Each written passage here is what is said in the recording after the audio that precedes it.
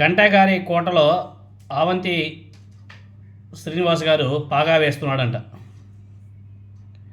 దీన్ని పాపం ఆయన తట్టుకోలేకపోతున్నాడు.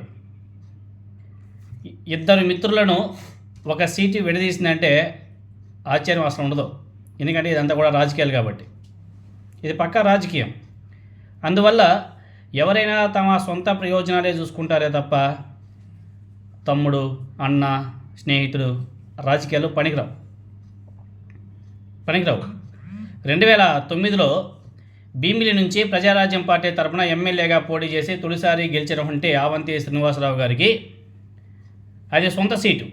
2014లో తెలుగుదేశం పార్టీలో అవంతి శ్రీనివాస్ గారు చేరిన తర్వాత భీమిలి నుంచి మాజీ మంత్రి గంటా శ్రీనివాసరావు పోటీ చేసి గెలిచాడు. ఆయన మంత్రి కూడా అయ్యాడు 2014 గంటా గారు.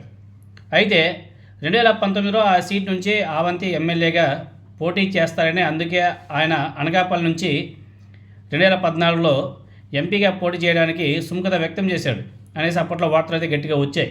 తీరా 2019 ఎన్నికల టైంలో, ఎన్నికల టైం దగ్గర పడుతున్నటువంటి టైంలో గంటా గారు అదే సీట్ నుంచి మళ్ళీ పోటీ అన్నారని చెప్పేసి టాక్ వచ్చింది. దాంతోనే మన అవంతి శ్రీనివాస్ గారు ఇంకెక్కడో ఒక చోటకి వెళ్ళాలి కదా, సో సైలెంట్గా వైఎస్ఆర్ కాంగ్రెస్ పార్టీలోకి జంప్ చేశాడు. అక్కడికి జంప్ చేసి అక్కడి నుంచి భీమిలి నుంచి పోటీ చేసి ఎమ్మెల్యే కావడమే కాదండి, ఆయన మంత్రి కూడా అయ్యాడు 2019లో. వైఎస్ఆర్ కాంగ్రెస్ పార్టీలో మళ్ళీ ఆయన 2024లో పోటీ చేశాడు. 2024లో ఓడిపోయేంత వరకు ఆ పార్టీలో ఉన్నటువంటి అవంతి శ్రీనివాస్ గారు పోయిన ఏడాది చివరిలో వైఎస్ఆర్ కాంగ్రెస్ పార్టీకి రాజీనామా చేసి ఇప్పుడు సైలెంట్గా ఉన్నట్టుగానే ఉన్నాడు. ఆయన ఆనాటి నుంచి తెలుగుదేశం పార్టీ ప్రవేశం కోసం ఎదురు చూస్తున్నాడు. జీవీఎంసీ కూటమికి corporator, YSR Congress party corporator అయినటువంటి తన కుమార్తె ద్వారా కూటమికి ఓట్లు వేయించి నెగ్గించిన సంగతి మనకందరికీ కూడా తెలిసింది.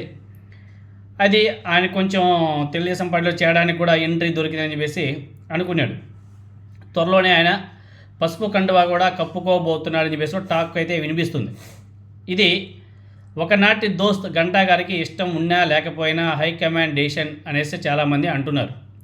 దాంతోనే గంటా గారి కోటలో అవంతి పాగా వేస్తున్నారు అని చెప్పేసి పాపం కొంతమంది కూటమి నాయకులంతా కూడా చర్చించుకుంటున్నారు. వచ్చే ఎన్నికల్లో అంటే 2029 ఎన్నికల్లో తిరిగి భీమిలి నుంచి తెలుగుదేశం పార్టీ తరఫున పోటీ చేయడం కోసమే అవంతి తెలుగుదేశం పార్టీలో చేరబోతున్నాడు అనేసి తెలుస్తుంది. మరి మన గంటా గారి పరిస్థితి ఏమిటి?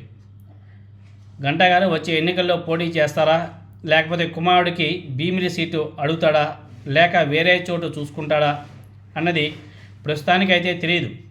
ఇప్పుడు గంటా గారు ఓన్లీ ఎమ్మెల్యే మాత్రమే, ఎంపీ అయితే ఆయన మినిస్టర్ అయితే కాదు. అవంతి గారు మాత్రం తన 15 ఏళ్ల రాజకీయ జీవితంలో 4 పార్టీలు మారి, ప్రజారాజ్యం, తెలుగుదేశం పార్టీ, వైఎస్ఆర్ కాంగ్రెస్ పార్టీ, మళ్ళీ తిరిగి తెలుగుదేశం పార్టీ మరి ఆయన అనుకున్నటువంటి లక్ష్యాన్ని చేరుకుంటున్నాడు ప్రతిసారి కూడా. మరి 2024లో ఆయన వైఎస్ఆర్ కాంగ్రెస్ పార్టీ నుంచి పోటీ చేసి ఓడిపోయాడు.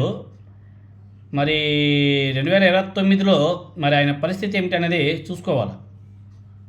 2029లో ఆయన తెలుగుదేశం పార్టీ నుంచి పోటీ చేస్తే మరి గంటా గారి పరిస్థితి ఏమిటి? అందుకే చెప్తున్నారు, గంటా గారి సీటుకి, ఆ గంటా గారి కోటలో అవంతి పాగా అని చెప్పేసి చాలామంది కూటమి నాయకులంతా కూడా చర్చించుకుంటున్నారు. మరి చూడాలా దీని పరిస్థితి ఏంటనేది.